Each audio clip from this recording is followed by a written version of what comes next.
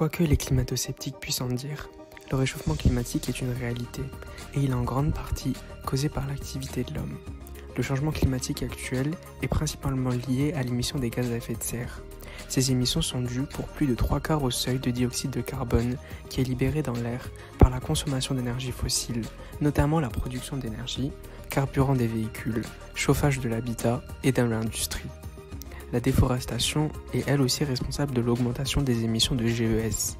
Nous allons voir comment la France a pris en compte le climat dans ses différentes politiques. En plus d'avoir respecté ses engagements pris à Kyoto en 1997, la France a pris d'autres engagements au niveau national, mais aussi européen.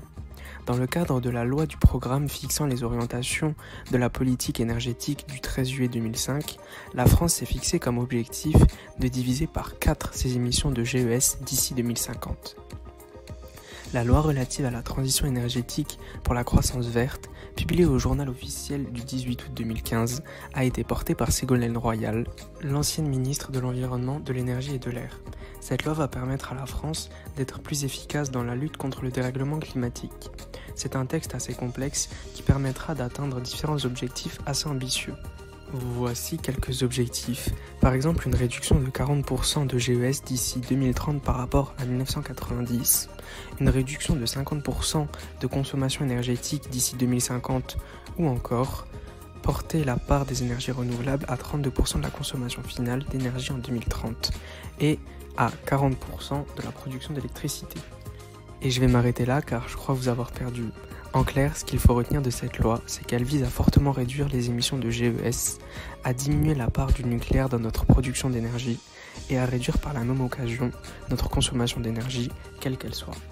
Pour atteindre ces objectifs, la loi prévoit le développement de transports propres en mettant par exemple en place des primes pour les acheteurs de véhicules électriques.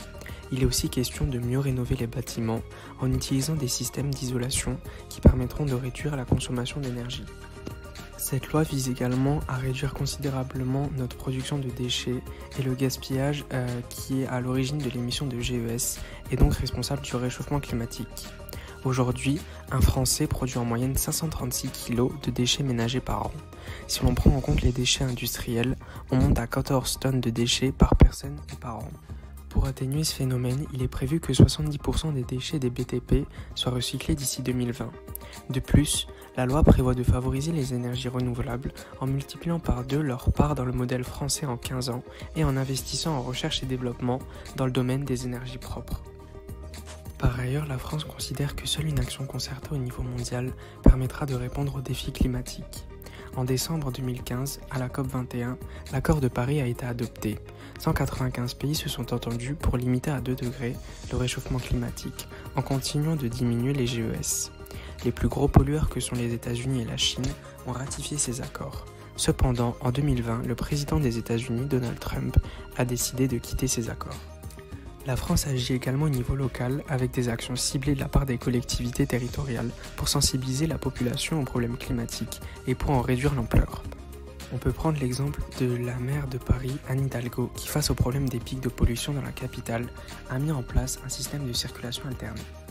La France semble avoir pris la mesure de la gravité du problème du réchauffement climatique et fait en sorte de respecter ses engagements pris lors des différentes conférences qui se sont tenues depuis Kyoto. Cependant, il reste encore beaucoup de travail pour espérer pouvoir atteindre les objectifs ambitieux que la France s'est fixés.